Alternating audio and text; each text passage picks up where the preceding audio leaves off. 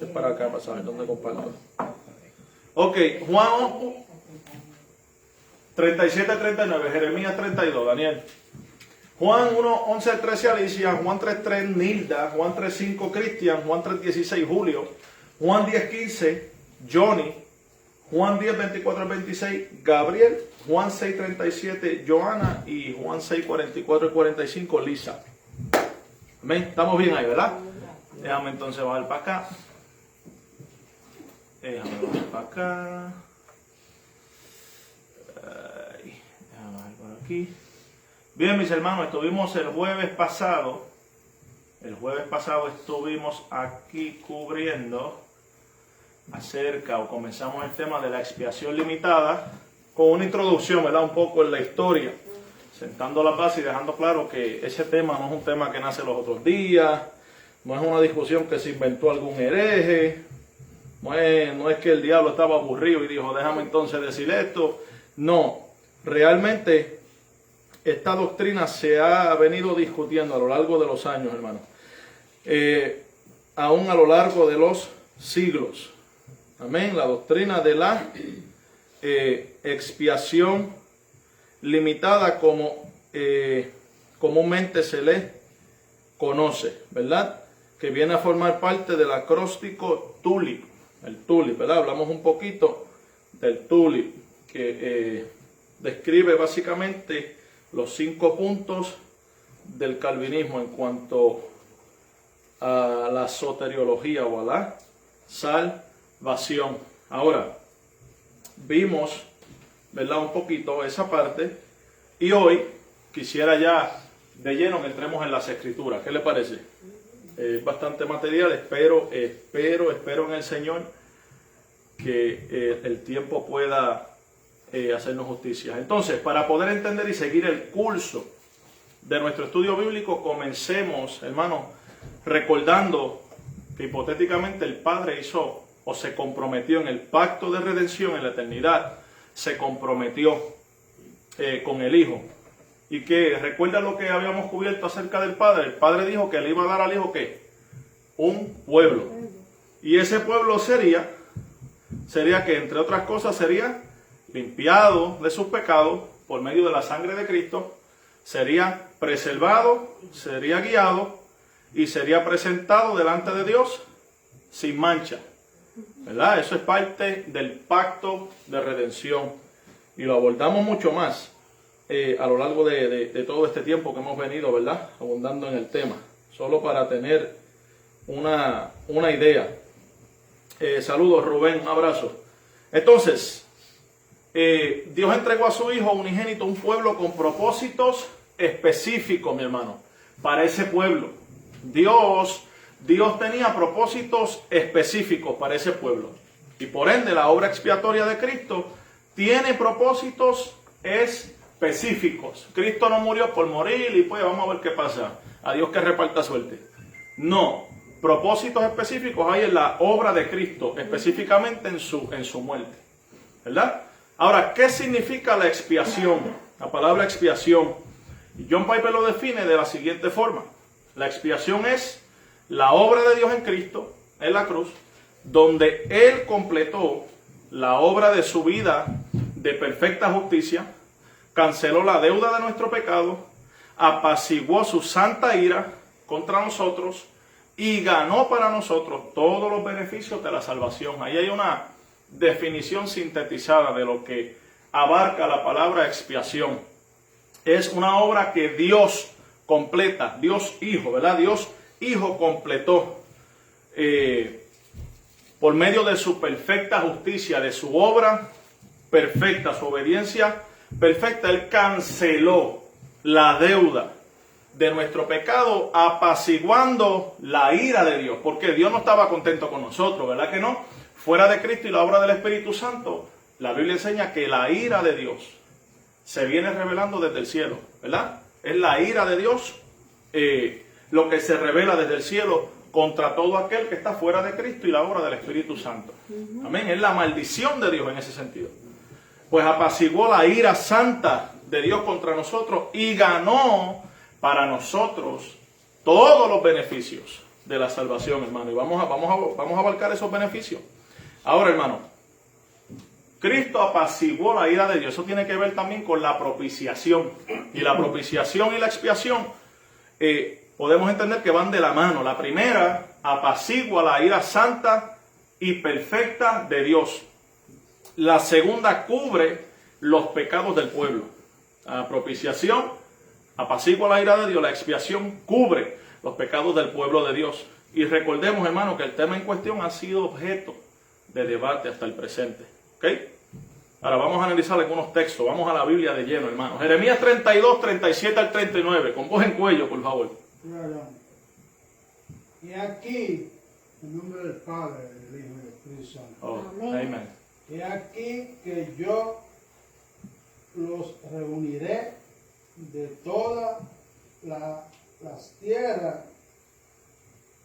a las cuales los eché con mi furor y con mi enojo e indignación grande, y los haré volver a este lugar y los haré habitar seguro, y me serán por pueblo y yo seré a ellos por Dios, y les daré un corazón y un camino para que me teman perpetuamente, para que tengan bien ellos y teman bien ellos y hijos después de ellos.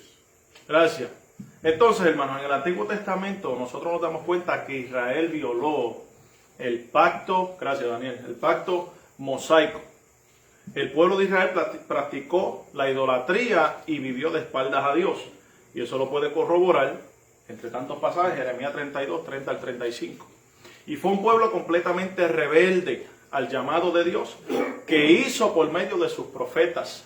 Dios lo castigó, pero prometió bendecirlo. Y entre esas bendiciones estaba el obrar soberanamente en el corazón del pueblo. Si usted nota, ahí tengo el pasaje que leyó Daniel, y tengo entre paréntesis algunas palabras que consideré importantes. Los reuniré, los haré volver a este lugar, los haré morar seguro. Ellos serán mi pueblo y yo seré su Dios.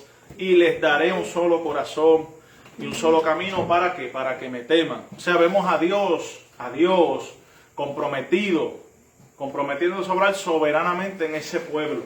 Él lo haría, Él haría que temieran, Él haría que solamente siguieran un solo camino y que le temieran, una obra soberana. Amén. Entonces, ¿qué es el corazón? Solo para que tengamos una idea. En las Escrituras se usa el término corazón para el corazón físico del hombre y el de los animales, pero el uso principal es en sentido figurado, para lo más hondo o núcleo central de algo, generalmente del ser humano. Como tal, el corazón es un lugar especial donde se encuentran los atributos de la personalidad, o sea, el pensamiento, la voluntad y el sentimiento. Cuando se habla del corazón, no necesariamente se está hablando del corazón que tenemos aquí, sino lo que en esencia somos, el asiento de nuestro pensamiento, de nuestra voluntad y de nuestro sentimiento. Amén. Ahora vamos al Nuevo Testamento y veamos qué nos enseña. Vamos a hablar un poquito aquí en el Nuevo Testamento. Juan 1, 11 al 13, con voz de trompeta, por favor. A los suyos vino y a los suyos no les recibieron. Mas a todos los que les recibieron, a los que creen en su nombre, les dio potestad de ser hechos hijos de Dios, a los cuales no son engendrados de sangre, ni de voluntad de carne, ni de voluntad de varón, sino de Dios. ¿Ahí? Sí, gracias. Entonces, si notan un poco de diferencia en palabras, es que la versión que uso acá es la Biblia de las Américas. La hermanita tiene la Valera 160, ¿verdad? No hay problema con eso, solamente aclarando a los hermanos. Ok, vemos por el contexto, mis hermanos, que Juan se está refiriendo a Cristo como el verbo. Cuando vemos ese capítulo 1, en el principio era el verbo era Dios, etcétera, etcétera, ¿verdad? Quien al venir al mundo fue rechazado por los suyos, esos suyos refiriéndose al pueblo judío. También nos enseña que Cristo tiene potestad para dar el derecho a los que creen en su nombre, ¿de qué? De llegar a ser hijos de Dios, o como la Reina Valera lo expresa, de ser hijos de Dios. Eso es dado por Jesús. Si leen el versículo, los que creen en su nombre, Él les dio potestad, ¿verdad? Entonces, el versículo 13 nos enseña que el nacimiento de los que creen en su nombre es una obra divina.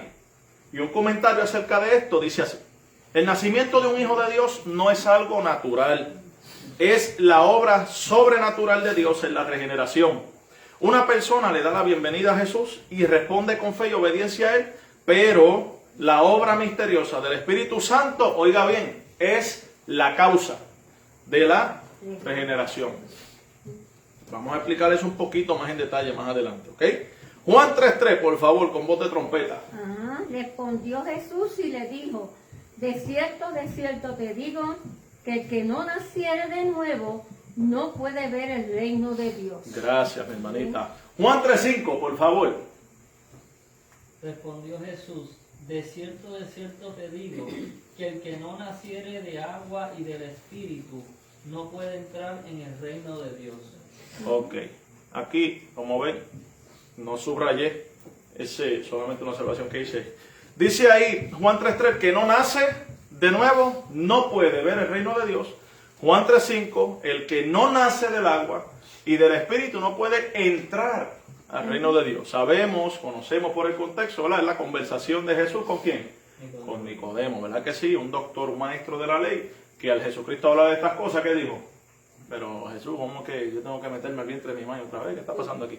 ¿Verdad que sí? Y Jesús, ¿qué hace? Le dice: tú eres maestro de Israel, no sabes estas cosas. Cuando ya en el antiguo pacto se venía hablando de todo esto, ya eso lo abordamos anteriormente, ¿verdad que sí? No quisiera detenerme ahí.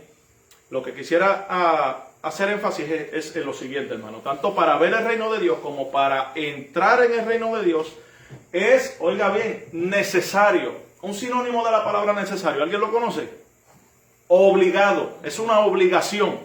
Nacer de nuevo, el entrar al reino de Dios, el ver el reino de Dios, es consecuencia de haber nacido de nuevo. Eso es lo que se le llama un imperativo. Es necesario, es un imperativo.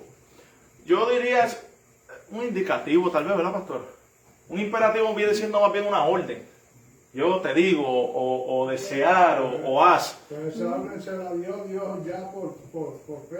Necesario es Como un indicativo. una condición. Una condición. Una condición universal. Una condición universal. Gracias, pastor. Entonces, nacer de nuevo o nacer del agua y del Espíritu. Y a la luz de esta realidad debemos entender Juan 1:13. Que les dio potestad, ¿verdad? Como leyó quién. Juan 1:13, Alicia. ¿Verdad que sí? A lo último, los que creen en su nombre, que no son nacidos de voluntad de carne ni de sangre, ni de varón, sino de Dios. A la luz de Juan, capítulo 3, versículo 3, versículo 5, debemos entender ese versículo 13. ¿Ves? El creer en el nombre de Cristo es el resultado de haber nacido de nuevo. Ok, los que creen en su nombre como el resultado de haber nacido de nuevo, ok, no la causa. Bien. El Espíritu Santo es el... vamos, ¿qué pasó aquí?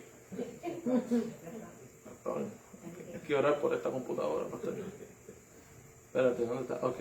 El Espíritu Santo es el agente divino, activo y soberano en la regeneración. El nacer de nuevo es una obra sobrenatural, hermanos, del Espíritu. Es una obra sobrenatural del Espíritu. El nuevo nacimiento implica un cambio de corazón, entendiendo por corazón que los afectos, los deseos y la voluntad. Y esto es garantizado. ¿Garantizado por causa de qué? De la obra de Cristo al pueblo que Dios escogió. ¿Recuerdan Jeremías, versículo 38 del capítulo 32 que leyó Daniel? Ellos serán mi pueblo. Dios no está diciendo, vamos a ver, quizá, todo depende. Dios garantizó que se iba a hacer de un pueblo, ¿verdad? Y entre esas cosas le iba a dar un nuevo corazón, entendiendo nuevamente por corazón que afectos, deseos y voluntad, todos estos elementos iban a ser transformados. Ahora aquí vamos al meollo del asunto. Ahí hablamos un poco de la regeneración, ¿verdad? Esa obra interna y eficaz necesaria necesaria del Espíritu Santo. ¿Por qué es necesaria?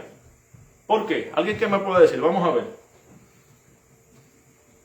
Bueno, Por- en ella no puedes entrar ni ver el reino de los Muy bien, claro que sí. Y aparte, nosotros entendemos que el pecador está enfermo, está herido. ¿Ah? cielos. Muerto, me gustó eso, Joana. Muerto ahí. Está muerto el pecador. Ok. El pecador está muerto en delitos y pecados. Tomo mucha agua, ¿verdad, Gabriel? Yo lo sé. Entonces, vamos a ver entonces, ¿por quiénes murió Cristo? Ahora que esto se pone bueno aquí, y anticipo, hermano. Van a quedar cabos sueltos, van a quedar dudas, preguntas, el tiempo no va a hacer justicia. En una hora no vamos a cubrir todo esto. ¿Qué le quiero decir con eso? ¿Que se quede con las dudas? ¿Que se vaya para su casa así? No. Todo lo contrario, hermano. Siéntase la libertad de acercarse a mi persona, al pastor, hablamos, discutimos, los muchachos en el WhatsApp. Olvídese, esto puede ser tema para algo. ¿Está bien? Solo que aquí, pues, no, el tiempo no va a hacer justicia. Gracias, mi hermano. Entonces, Juan 3:16. Vamos, Julio, con voz en cuello. Porque de tal manera amó Dios al mundo que dio a su Hijo unigénito para que todo aquel que cree en Él no se pierda, mas tenga vida eterna. Gracias. Mira, Marilyn está por ahí. Saludos, Marilyn. Extrañamos, pero estamos contentos que todo salió bien. Entonces, de tal manera amó Dios al mundo, ¿verdad? Que dio a su Hijo unigénito. Un pasaje muy conocido, muy famoso y sumamente revelador, hermano. Seguro que sí. Ahí se resume el Evangelio. ¿Verdad que sí? Ahora, un poco de contexto, hermano. El judío de la época de Juan, que entendía que la salvación o el Salvador, es decir, el Mesías, estaban circunscritos solamente a Israel. El judío entendía, el Salvador es solamente de Israel. El pueblo de Dios es solamente Israel. Y que Dios amaba solo a Israel. Sin embargo, en este texto, vemos que el amor de Dios no se limita solo a Israel, sino que a todo el mundo. Entendiendo que toda raza, toda lengua y toda nación. Recuerden que Israel, Dios, en el antiguo pacto le dice: yo a ustedes los escogí de entre las naciones, no porque ustedes fueran pueblo, no porque en ustedes hubiera mérito, sino porque a mí me plació, pero yo los escogí. E Israel vivía conforme a esa revelación, a esa verdad. Somos el pueblo escogido de Dios, solamente nosotros, ¿verdad? Ahora, en palabras de Miguel Núñez, dice así, mis hermanos, oiga bien, necesitamos entender que para los judíos de aquella época, el Mesías no venía solo para ellos, los judíos. Los judíos creían todo el tiempo que la salvación era a través de Abraham y que solamente ellos se iban a salvar. De hecho, muchos judíos del primer siglo creían que los gentiles fueron creados, oiga bien, por Dios como combustible para mantener el infierno prendido. Mire si este pueblo no presumía de ser el pueblo, se arrogaba ese gran, digamos, ese privilegio. Somos el pueblo de Dios y ustedes están tan malditos y son tan miserables que ustedes lo que hacen es servir como combustible para el mismo infierno, literalmente. Y Dios les estaba ayudando a entender que no, que Cristo vino por gente de todo pueblo, Amén. de toda tribu y de toda nación. La palabra mundo, esto es bien importante, mis hermanos. La palabra mundo en el Nuevo Testamento frecuentemente significa todo tipo de personas sin distinción, pero no el 100% de los individuos sin excepción. De tal manera amó Dios al mundo, entendiéndolo en el contexto de que todo tipo de personas. De tal manera Dios amó a muchos en China, a muchos en Arabia, en Paraguay, en Puerto Rico, en República Dominicana, en Japón. ¿Sí? No se circunscribe solamente a Israel. ¿Estamos bien? Ok. Sí, Carlos. Haciendo un hincapié en eso, y eso hace, anudando a lo que habías explicado la semana pasada entre las diferencias entre el arminianismo y el calvinismo, pues eso deja saber de que aunque la muerte de Jesús en teoría pudo haber cubrido a todos, en realidad es para uno. Claro, para todo el mundo, y vamos a ver más adelante, los escogidos de Dios están en todo el mundo. Sí. No están solamente en un sitio circunscrito, ¿ves? En ese sentido, Cristo muere por todo el mundo, porque los elegidos, de hecho, la Biblia habla de los dispersos, que Dios reunirá, o que parte de la obra de Cristo es reunir. Estoy parafraseando, que la Biblia enseña, Juan 11, capítulo 50-52, que habla que los hijos de Dios estaban dispersos por el mundo, y Jesucristo había de reunirlos. Ok, bien, Juan 10:15, Juan 10:15. Así como el Padre me conoce, yo conozco al Padre y pongo mi vida por las obras. Gracias, mi hermano. Ok, de igual manera que el Padre me conoce y yo conozco al Padre, doy mi vida por todos. ¿Por quiénes? ¿En serio? ¿Eso dice ahí? Sí, por las ovejas, está bien. Ahora, notemos, mis hermanos, Jesús no dijo que Él da su vida por todos, sino por quiénes. Por las ovejas. Pregunto, ¿es acaso el ser oveja el resultado de haber creído? Es una pregunta. Piense por un momento. ¿Es el resultado de ser oveja? Perdón, ¿es acaso el ser oveja el resultado de haber creído? O sea, yo creo y soy oveja. Siga, pastor. No voy a contestar la pregunta porque sé que viene ahí en los próximos El versículos. pastor está mirando, yo estoy aquí, el pastor mira Pero abajo. quiero comentar en el versículo 14. Ok, sí, claro. Porque dice, yo soy el buen pastor y conozco mis ovejas. Mis Hablando de posesión. ahí. ovejas. Él no está hablando de todas las ovejas, sino de mis ovejas. Y las mías me conocen. O sea, quiero que veamos el posesivo ahí, mis.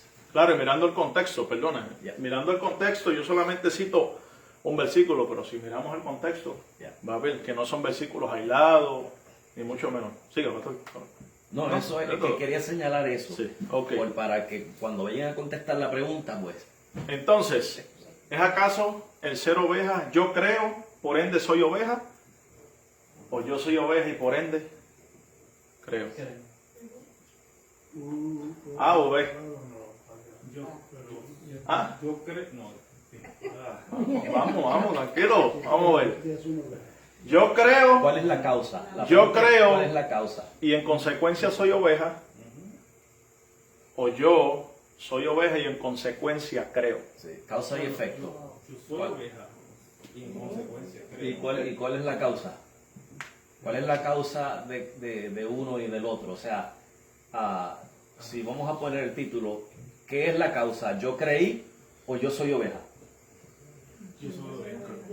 Y el efecto es, Creí. creí. ¿Estás seguro de eso?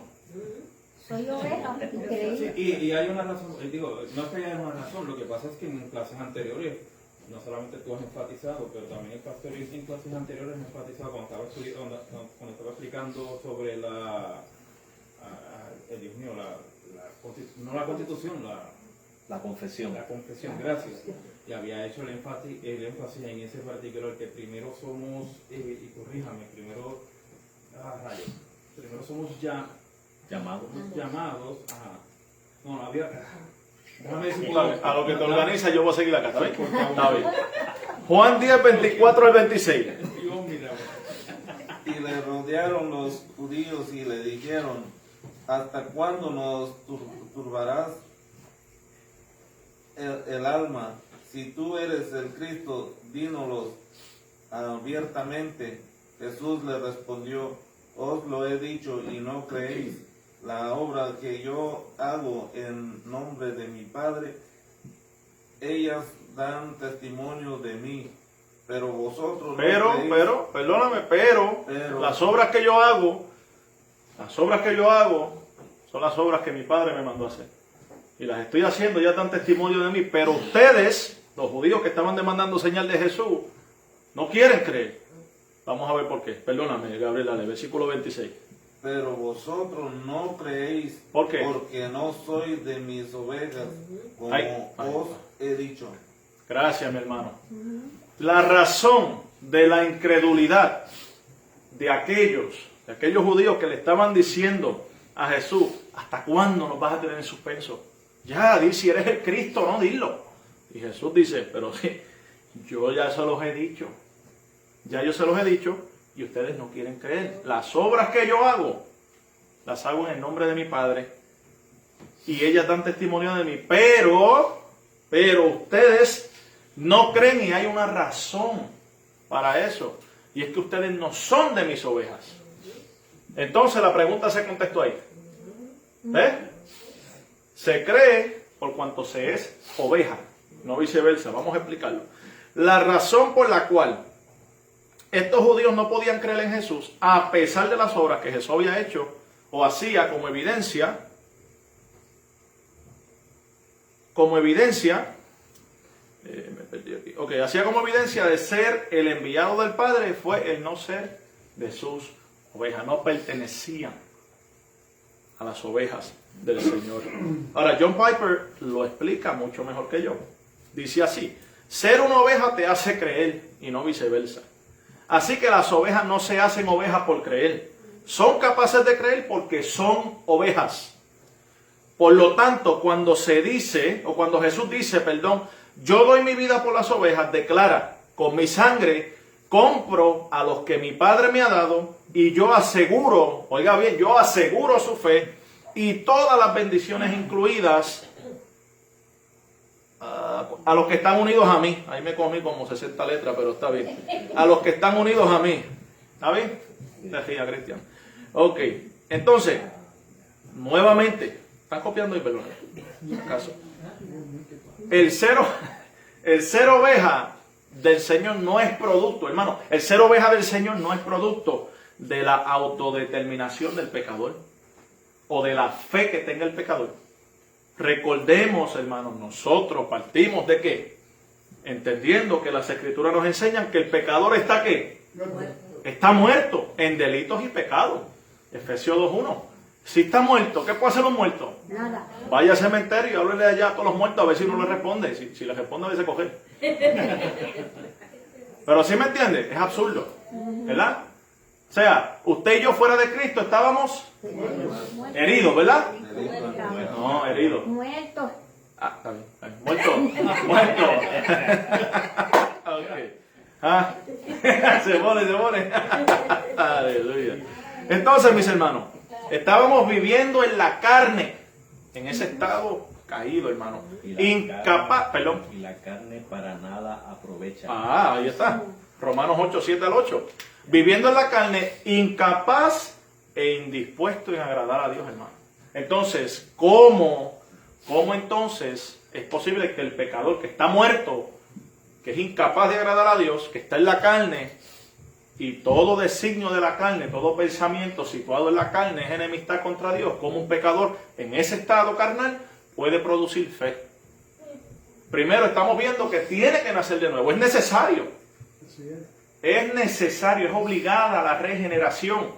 No se cree para nacer de nuevo. Se nace de nuevo y por consecuencia, por consiguiente, se cree. Se cree, hermano, se cree. Es una obra divina. Ser oveja del Señor es el resultado de la elección divina y soberana, hermano. Yo no soy oveja del Señor porque yo creí y ahí me convertí en oveja del Señor. No, hermano, yo creí por cuanto fui una de esas ovejas del Señor, por las que Él derramó su sangre. Pastor. Y la analogía ahí es que en la realidad, cuando uno observa a los pastores en su trabajo, en su oficio, cuidando de las ovejas, la realidad es que los pastores en aquellos tiempos especialmente se unían y unían todas sus ovejas para tener mejor protección. Ahora, entre todas esas ovejas que estaban entremezcladas, cómo cada pastor podía sacar las suyas, y que cada pastor tenía una clave, una palabra o algún silbido, algo específico que la oveja conocía, y si otra persona lo hacía, no era igual, y la oveja no seguía a esa persona. Cuando ese pastor utiliza esa clave, qué sé yo, digamos que menciona un nombre o algo así por el estilo, sus ovejas le oyen y le siguen. Estamos viendo lo que está diciendo Jesús cuando Él dice, yo soy el buen pastor, y cuando él dice, mis ovejas oyen mi voz y yo las conozco y me siguen. O sea, que está siguiendo, está dándonos a través de esa analogía, dándonos a entender que la razón por la que usted y yo hemos seguido a Cristo, hemos venido a Él, es porque somos sus ovejas, y cuando escuchamos su voz, que fue el llamado eficaz que hizo el Espíritu Santo en nuestros corazones, nosotros fuimos resucitados, regenerados en ese momento, traídos de muerte a vida, y entonces escuchamos su voz y le seguimos. Muy bien, pastor, si tiene cargador por ahí, porque no veo mucha carga aquí, nos quedemos aquí a mitad de camino. Ok, Juan 6:37. Juan 6:37, ¿quién dice yo? Joana, ahí a voz en cuello, fuerte y claro. Todo lo que el Padre me da, vendrá a mí, y al que a mí viene, lo le echo fuera. Explíquenos ese versículo ahí, Joana, por favor, no son bromas. Entonces, todo lo que el Padre me da, por consiguiente, vendrá a mí. Y el que a mí viene, yo no le echo fuera. El Padre entregó al Hijo todo, hermano, todo, incluyendo a los que habían de ser salvos, por medio de Cristo y su obra. Juan 3:35 nos enseña que el Padre entregó todas las cosas al Hijo. Y entre todas esas cosas está ese pueblo, hermano. Está ese pueblo. El pueblo elegido por el Padre. Y un comentario acerca de esto, hermano, dice, hay dos nuevos conceptos en este versículo. La soberanía del Padre en mover hacia su Hijo por medio del Espíritu Santo, la obra trinitaria, a todos los que han de creer en Él, y su promesa de que jamás echará fuera de los tales. No solamente Dios los atraería, sino que los preservaría. Aseguraría en ellos la vida eterna, hermano. Juan 6:44 al 45. Fuerte y claro, por favor. Ninguno puede venir a mí si el Padre que me envió no le trajere, y yo le resucitaré en el día postrero. Escrito está en los profetas, y serán todos enseñados por Dios. Así que todo aquel que oyó al Padre y aprendió de Él, viene a mí. Gracias.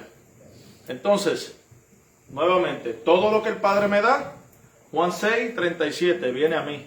Y al que a mí viene, yo no le echo fuera. Entonces, Jesús está diciendo aquí, mismo capítulo, versículo más adelante, que ninguno puede venir a mí si no lo trae el Padre que me envió. ¿Por qué Jesús dijo anteriormente, todo lo que el Padre me da viene a mí? Porque ninguno en sí mismo, en esta ocasión refiriéndose a que el pecador, ninguno puede venir a mí. Ninguno está capacitado, ninguno tiene la capacidad para venir a mí, si no lo trae el Padre que me envió.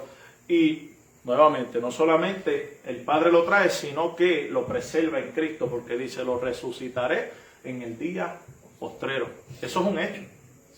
Lo resucitaré en el día postrero. Escrito está en los profetas. Hermanos, y aquí quiero detenerme un poquitito. Es Dios quien toma la iniciativa de acercarse al pecador y no viceversa. Jesucristo vino a cumplir con los propósitos de su misión. Hermano, hemos venido cubriendo, ¿verdad?, desde la eternidad el pacto de redención. Brevemente hemos visto cómo el Padre, el Hijo y el Espíritu Santo están comprometidos en esa obra, ¿verdad que sí? Trinitaria, como el Padre da al Hijo un pueblo, el Hijo adquiere ese pueblo por medio de su obra y por medio de su sangre, y el Espíritu Santo, ¿qué hace? Aplica la obra de Cristo a ese pueblo, ¿verdad que sí? Entre ellos está el llamamiento de Dios, porque usted y yo, hoy por hoy, pertenecemos al pueblo de Dios, pero antes no éramos pueblo. ¿Sí me entiende? En un sentido realista aquí, vivimos y éramos impíos, ¿verdad? Estábamos muertos en delitos y pecados, hasta que Dios aplicó, nos llamó soberanamente, y aplicó la obra del Espíritu, la obra de Cristo por medio de su Espíritu Santo en nosotros. ¿Ves? El Padre nos trajo a Cristo, porque nosotros no podíamos ir a Cristo, y el Padre nos trajo, y estamos en Cristo seguros. Amén.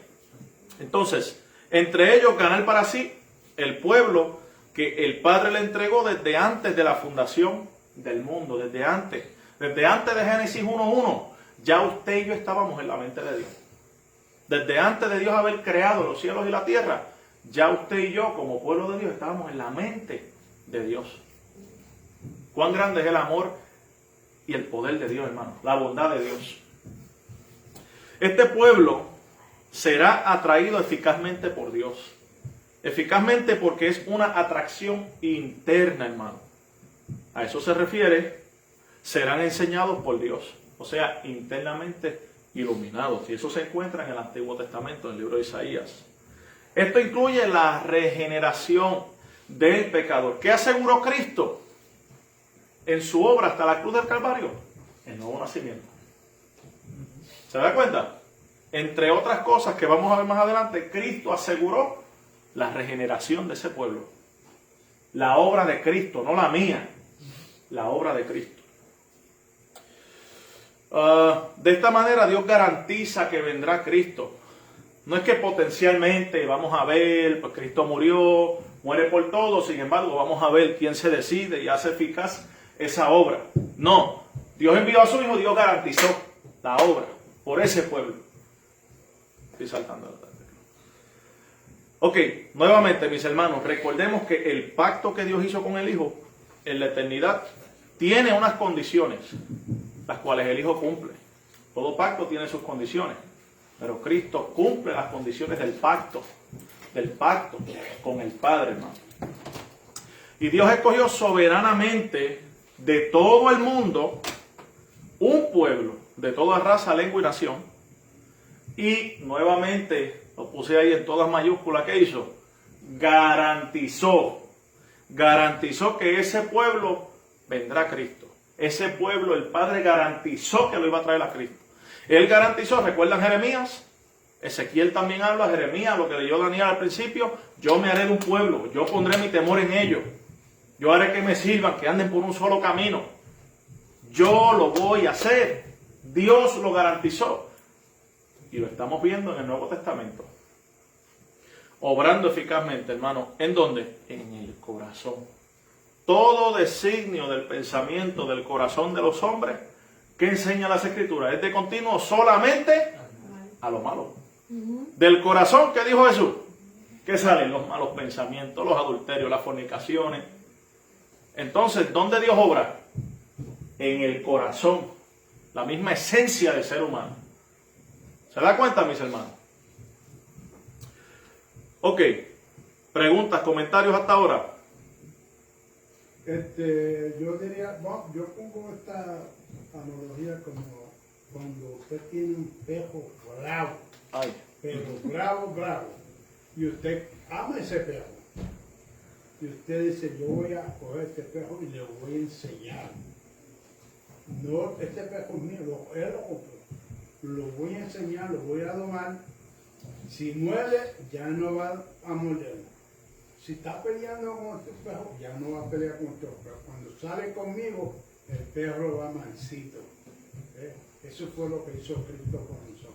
Nos puso mansito. Estamos caminando juntos a Jesús, mansito. Cuando estamos fuera de Jesús, éramos bravos. Digo yo. Yo digo que ese perro estaba muerto, ni ladraba.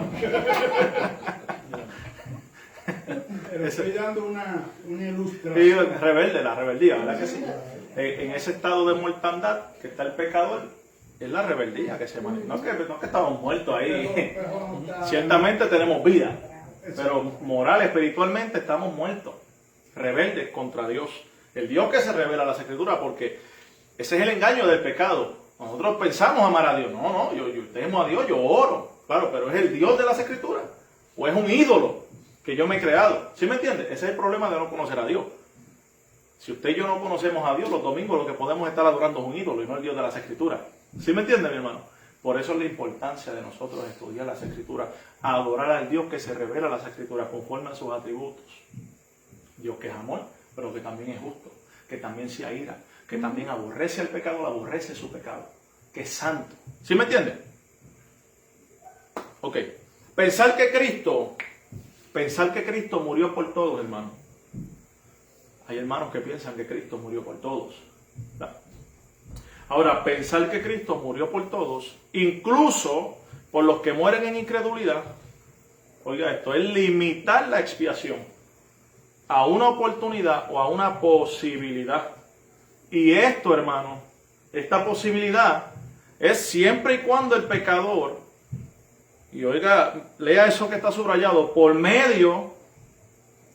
medio eficaz, aparte de Cristo y su obra, tenga la fe necesaria para creer.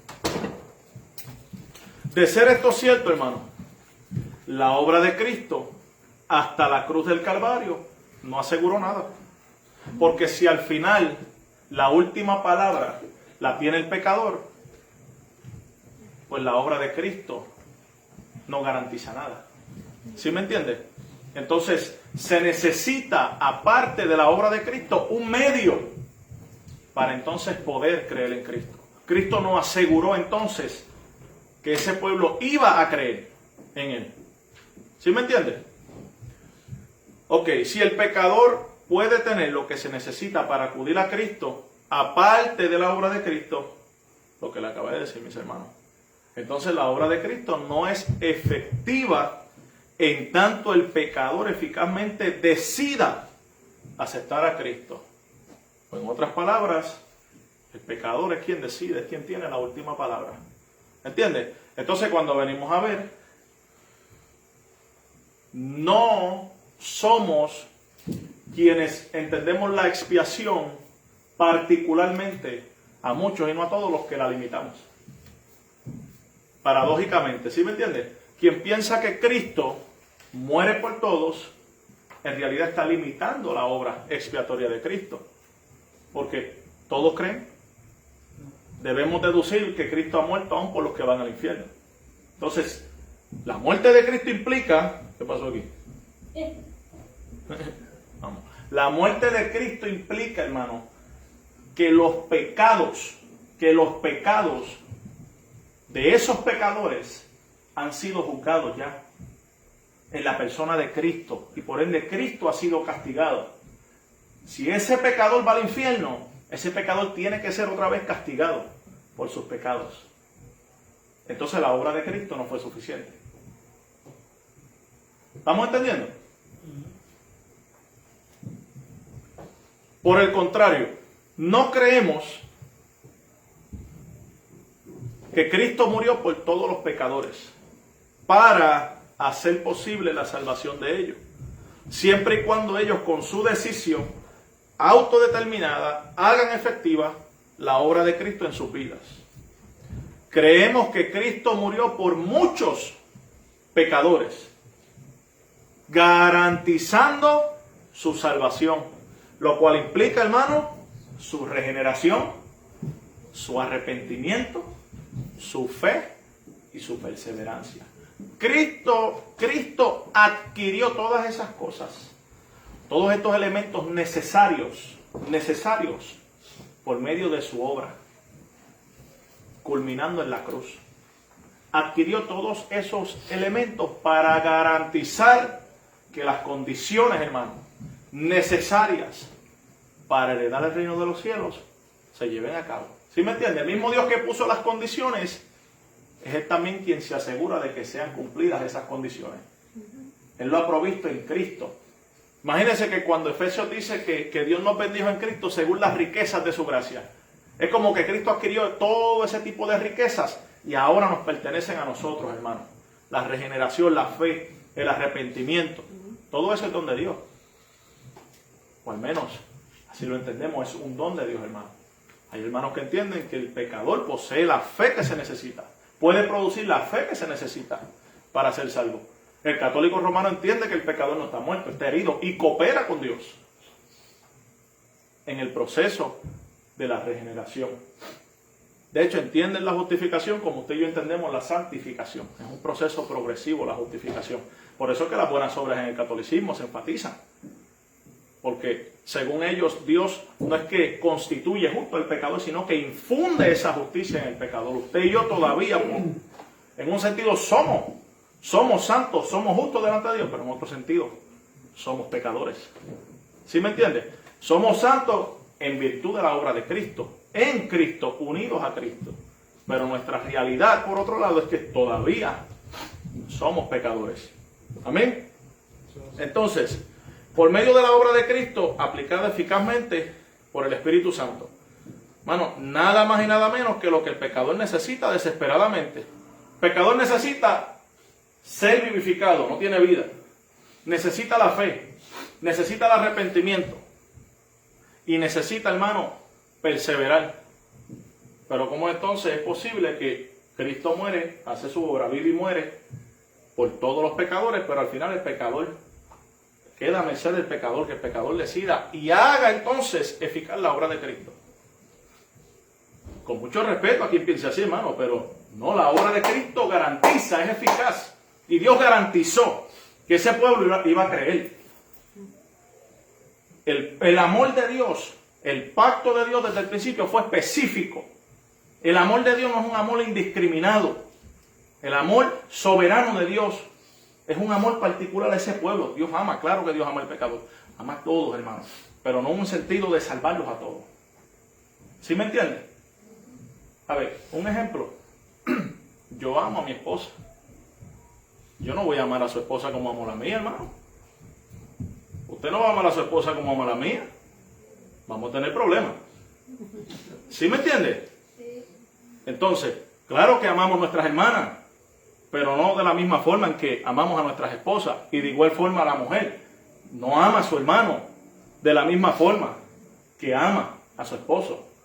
Pues de igual forma, Dios amó a su pueblo de manera particular. Pastor, ¿le voy a decir algo? Sí, no quiero desviar el tema, pero creo que esto es importante porque tú fuiste claro cuando comenzaste esta serie y hablaste de la economía trinitaria. Sí. Entonces, si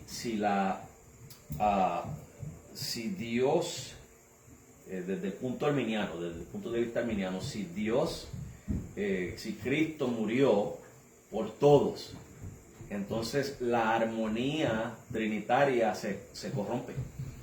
Porque, por ejemplo, el Padre planeó o le dio a Cristo unos elegidos.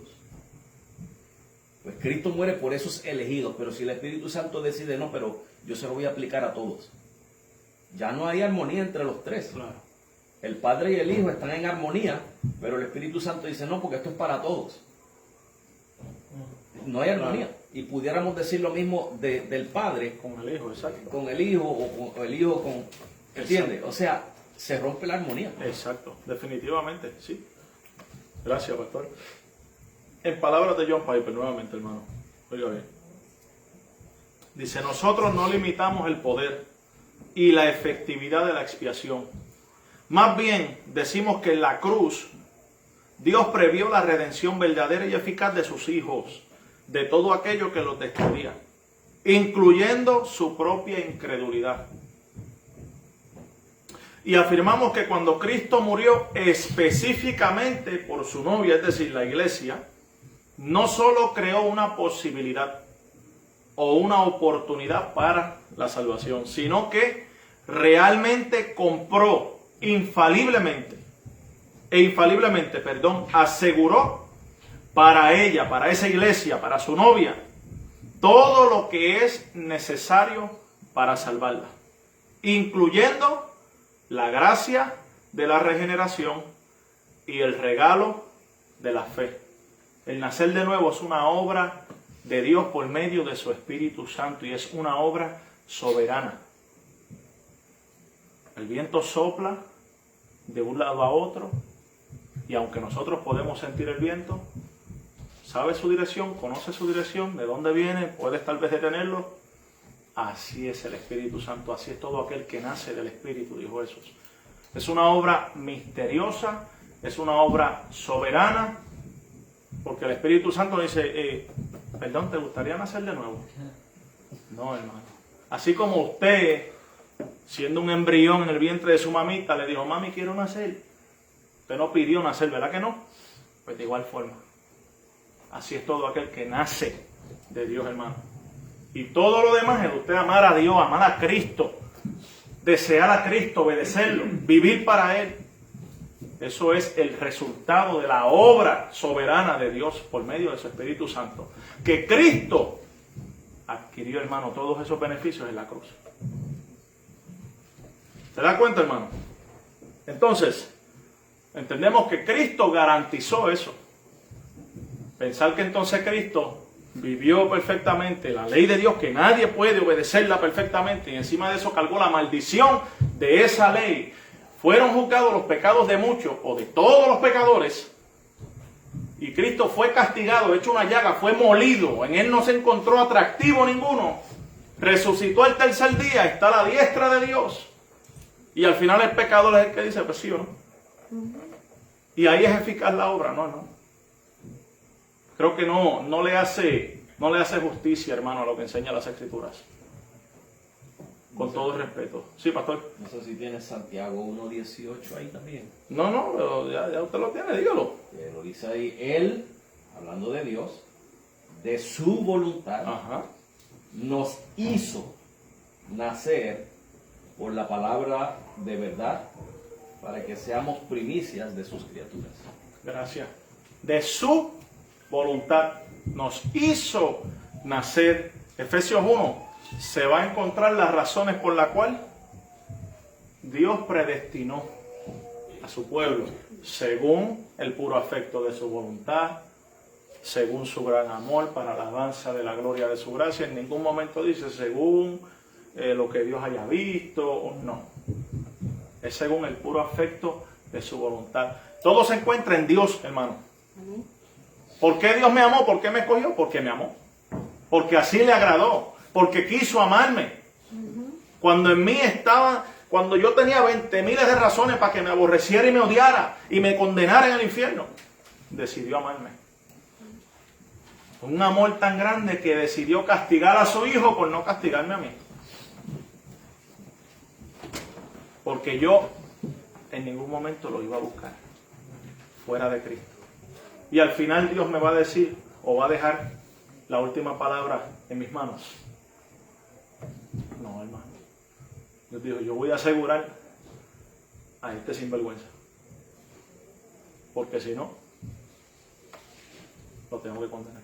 Como muchos dicen, a este charlatán. A este charlatán, ¿verdad que sí? Así me dijo. Así me decían mucho a mí, pero gracias a Dios. En Cristo, hermano, Dios escogió un pueblo y garantizó eficazmente. Hermano, nuevamente repito, hay hermanos que entienden, Cristo muere por todos y es una muerte potencial que puede hacer posible la salvación para muchos, pero no la asegura para nadie, porque al final el pecador es quien decide. Y obviamente como el pecador decide salvarse, así más adelante puede perderse, porque empezó en el pecador. Y si al final el pecador decide, pues se puede perder. Pero nosotros entendemos que empezó en Dios, se mantiene en Dios y culmina en Dios. Dios nos escogió, Dios nos preserva, Dios nos glorificará. Usted persevera porque Dios lo preserva. No es su amor por Dios lo que lo mantiene aquí. Su amor es mío, frágil y cambia muchas veces. Estamos llenos de deseos y pasiones desordenadas, hermano. Hoy sentimos amor grande por Dios y mañana lo cambiamos por otra cosa. Pero Dios no cambia, Dios nos sigue amando. ¿Se da cuenta? El amor de Dios no cambia. Si Dios fuera como nosotros. Ay, Señor. Sí, pastor. Lo poquito que lo amamos es porque Él nos amó primero. Y derramó en nuestros corazones ese amor ágape, hermano. Y por eso es que yo lo amo a usted y usted me ama a mí. ¿Usted me ama a mí?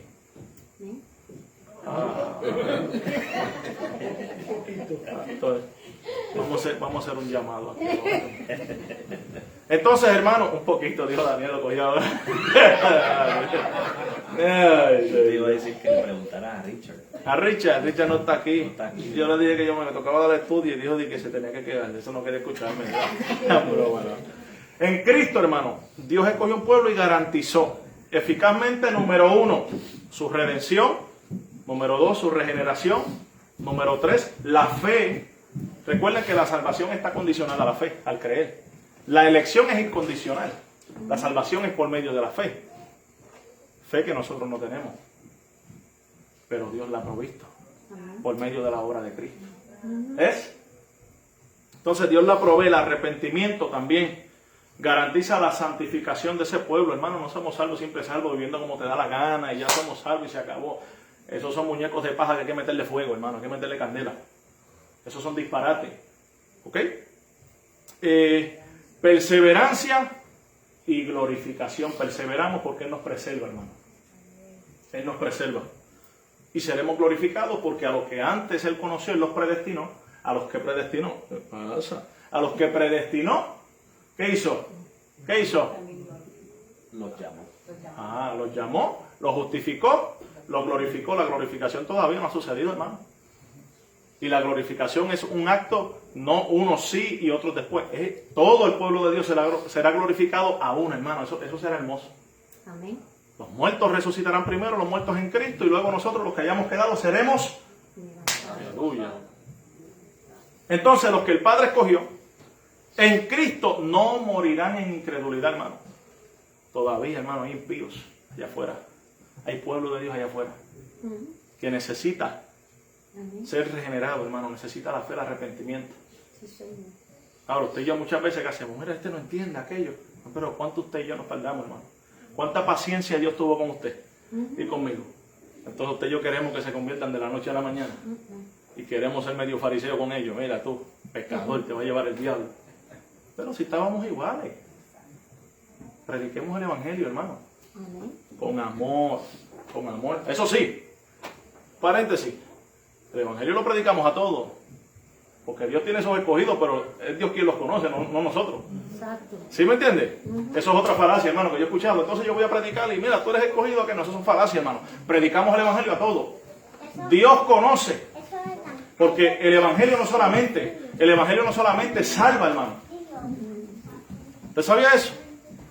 El Evangelio no solamente salva, el Evangelio también condena a los impíos, a los que no creen.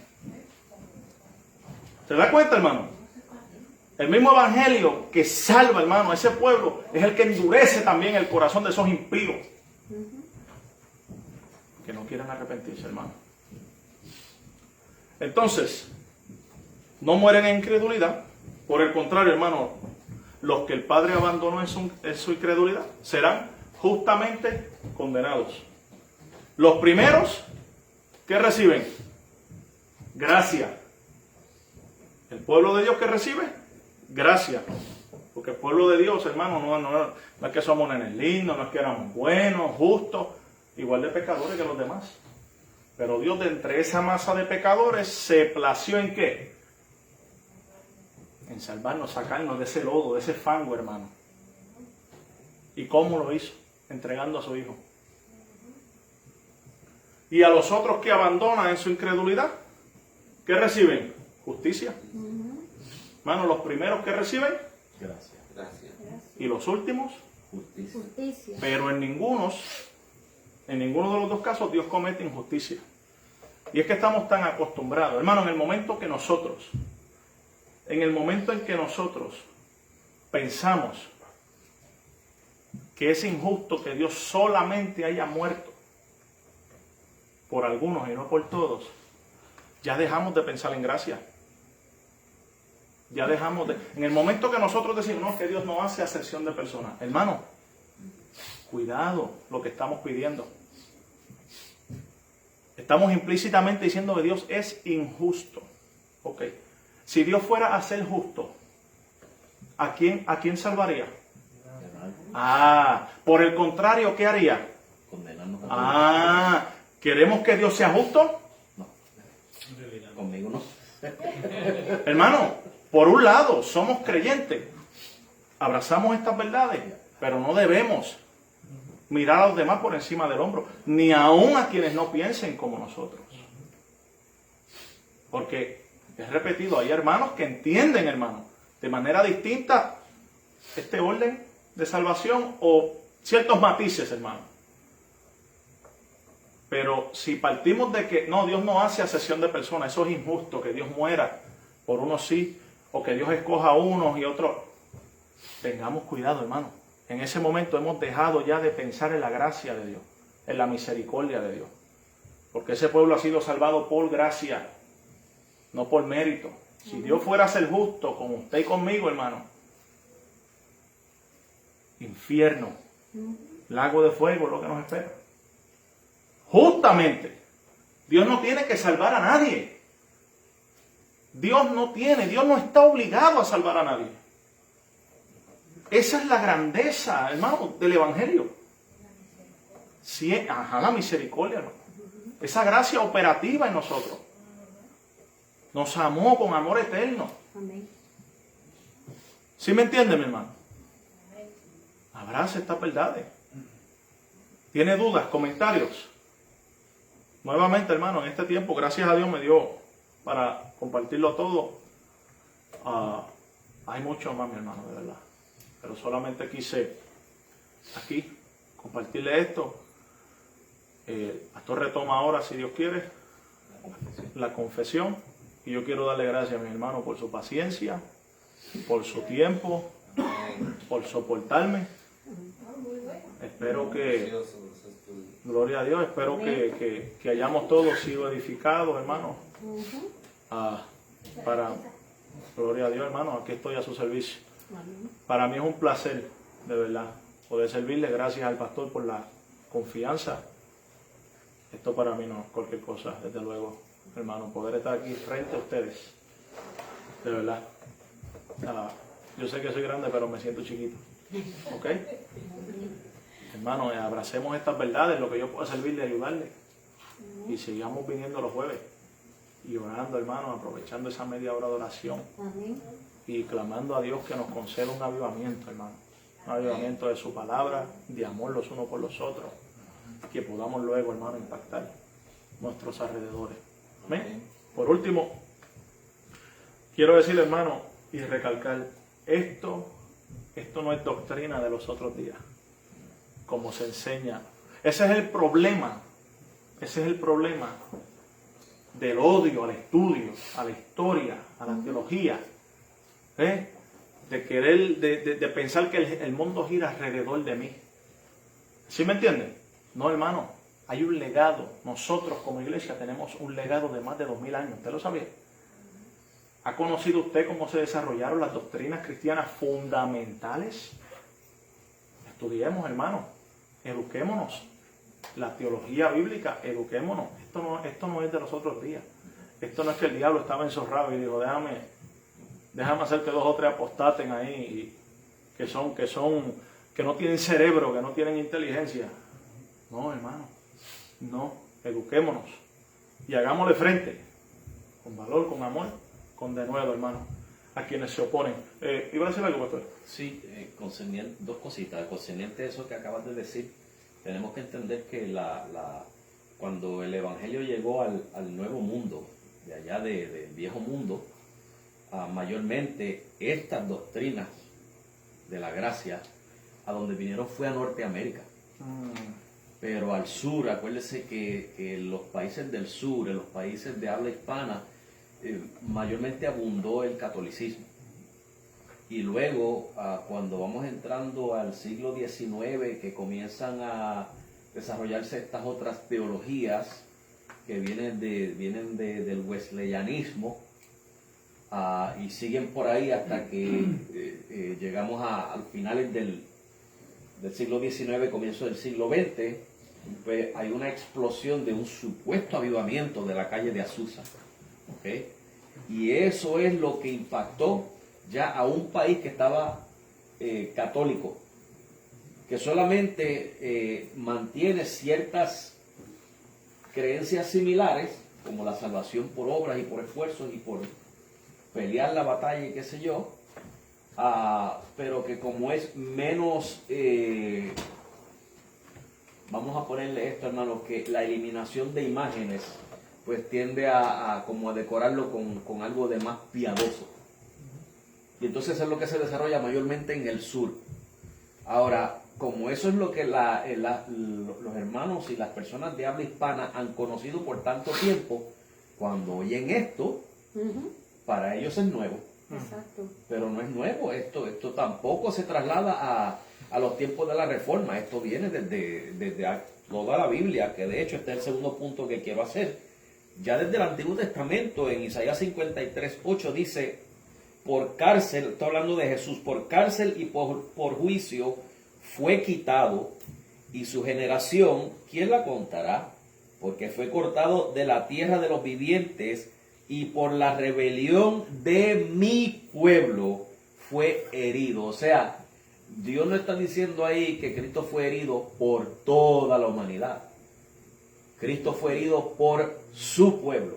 Al igual que en Mateo, cuando llegamos al capítulo 1 de Mateo, versículo 21 creo que es, y llamará su nombre Jesús, porque Él salvará ¿a quién? ¿A todo el mundo? A su pueblo. A su pueblo. O sea, la salvación es garantizada por el sacrificio precioso de Jesús para aquellos a quien el Padre Escogió. Soberanamente, exacto. No fue una obra concreta. Ya. ¿Ves? Concreta, con nombre y apellido, por decirlo de alguna forma, hermano. Nada, eduquémonos, hermano, sigamos fomentando la educación entre nosotros. Yo traje 2 libros aquí para recomendárselos, hermano, que hablan de eso. Uno de ellos lo cité hoy, John Piper, 5 puntos. Mire, es un libro que en un ratito lo lee y parte lo cité hoy ahí. Los 5 puntos que hablan de los 5 puntos del calvinismo, hermano. Se los recomiendo que lo pueda leer. Y también de R.C. Sproul, que es la teología reformada. Sí, son libros sencillos, hermano, profundos. Estos hombres son profundos, pero entendibles, hermano. Que es la teología reformada. Si usted quiere seguir educándose, hermano, educándose en el conocimiento. No, ese niño salió y toca allá, yo no lo vi. Míralo aquí. Que es la teología reformada y los 5 puntos hacia una experiencia más profunda de la gracia de Dios. También. Seguro que sí. Bien, mis hermanos, no habiendo más comentarios, preguntas, quejas. ¿Estamos bien? Hermano, se les hizo largo. Son bromas, los estoy molestando. Yo sé que no, mis hermanos. Bien, gracias una vez más, hermano. Y estaremos ahí gozándonos nuevamente el domingo con el favor de Dios. Saludos por ahí a Marilyn, a David Silva, a Robert Cabrera, Rubén nuevamente. Vanessa está por ahí también. Vanessa también nos saluda, un abrazo también. A Ruth Figueroa y a todos los que puedan vernos de manera diferida, pues también saludos, Dios les bendiga. Oramos, mis hermanos. Amén. Eterno Dios y Padre Celestial, gracias te doy, Dios mío, por ser tan bueno, Dios mío, por amarnos, Señor, de tal forma, Señor, que diste a tu Hijo, Padre, a tu único Hijo, Padre mío, Señor. Lo castigaste, lo moliste en una cruz, Padre mío, Señor, juzgando nuestros pecados en Él. Dios mío, Señor, para darnos vida, Señor, para darnos fe, arrepentimiento, Padre mío, para preservarnos, Señor, para derramar de tu amor en nuestros corazones, Padre.